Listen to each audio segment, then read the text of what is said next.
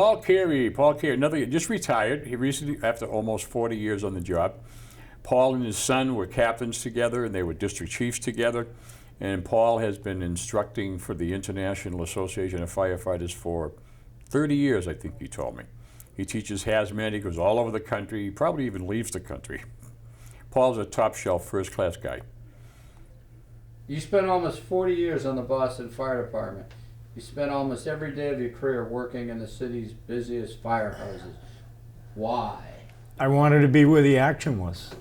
You know, from a young age, I grew up in a fire department family. It's all I wanted to do, and I didn't see the point of being a firefighter and like sitting around a firehouse. You know, I wanted to do something. I wanted to do something worthwhile and something meaningful. And I think I was kind of like an adrenaline junkie too. Like I just thrived on, you know, the action. And that's where the best firefighters are. And that was another thing, you know. So I wanted to be amongst the best. Well, what's the worst fire you ever fought?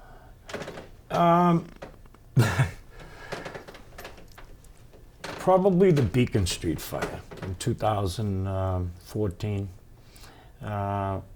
where we lost two of our guys on Beacon Street. Wind-driven fire, real tragedy.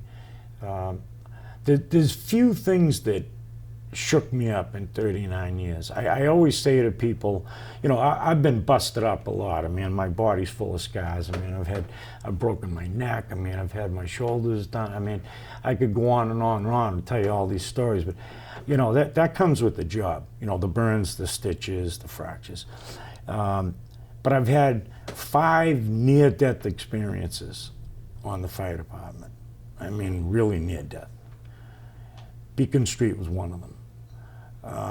It's the only one where I was actually in there with my crew from Rescue 2 and Engine 42, where I actually had this thought in my mind that, hey, asshole, I don't think you're getting out of this one. I thought me and my guys were not getting out of that building. And a little bit of fear crept in. But you know, they talk about courage, and you got to reach deep down inside you at those moments and realize that, like, courage is kind of in the face of fear, still going ahead. And I knew there were 2 of our brothers that needed to be rescued. And I finally just said to myself, if there was ever a time in my, you know, at the time, 35 years or whatever as a firefighter, where I really needed to, like, push through this and, like, not think about my survival, this is the time, this is the day. Because if it was me in there, I know they'd be doing the same for me. And that fire kind of shook me up a little bit. I was actually a little bit frightened, but then I reminded myself that I'm surrounded by all these phenomenal firemen. They say they don't have any water and it's getting hot in there.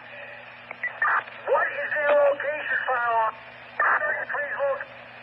They're in the basement heading towards the front of the building. I'll verify that with